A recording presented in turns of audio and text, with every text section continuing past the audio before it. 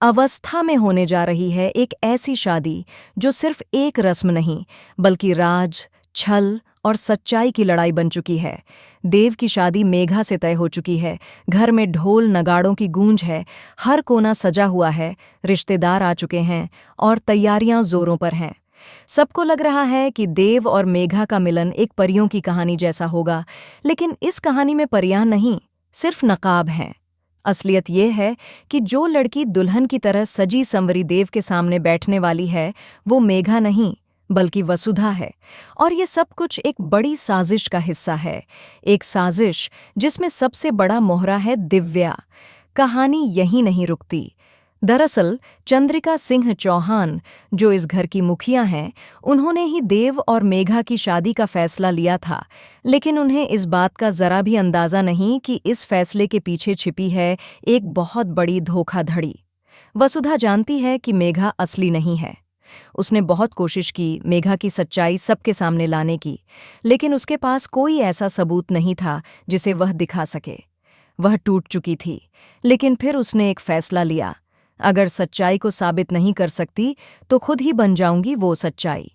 वह पहुंचती है दिव्या के पास, मेघा की सबसे करीबी दोस्त, और जब वह उसे सब कुछ बताती है तो लगता है कि दिव्या उसका साथ देगी।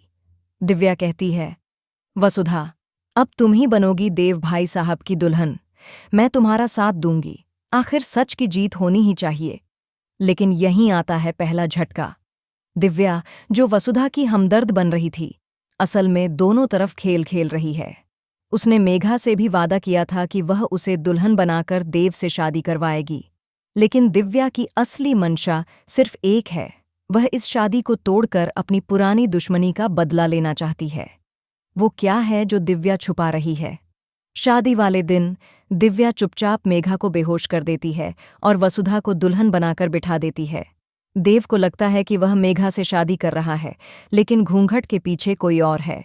मंडप में मंत्र पढ़े जाते हैं, फेरे पूरे होते हैं और सिंदूर लगते ही शादी संपन्न हो जाती है। लेकिन जब घूंघट उठता है, सबके होश उड़ जाते हैं। सामने खड़ी है वसुधा। चंद्रिका सिंह चौहान गुस्से में कांप उठती है। ये क्या मजाक है? ये शादी मेघा से होनी थी। और ठीक उसी वक्त मेघा वहां आ जाती है, लेकिन अकेली नहीं। वो लाती है एक पुलिस अधिकारी और कहती है, रुको। वसुधा ने नहीं, इस दिव्या ने सब खेल रचा है, और असली झटका तो अभी बाकी है। मेघा अपने साथ एक वीडियो रिकॉर्डिंग लाती है, जिसमें दिव्या खुद ये कबूल कर रही होती है कि वह वसुधा और मेघा दोनों को धोखा दे रही थी, ताकि देव की शादी किसी से भी हो जाए और वह खुद उस प्रॉपर्टी पर दावा कर सके जो शादी के बाद दुल्हन के नाम होनी थी। अब सवाल यह है, क्या यह शादी वैध मानी जाएगी? क्या वसुधा और देव एक हो पाएंगे? क्या चंद्रिका वसुधा को स्वीकार करेंगी? और दिव्या, क्या वो जेल जाएगी या फिर एक और चाल चलेगी?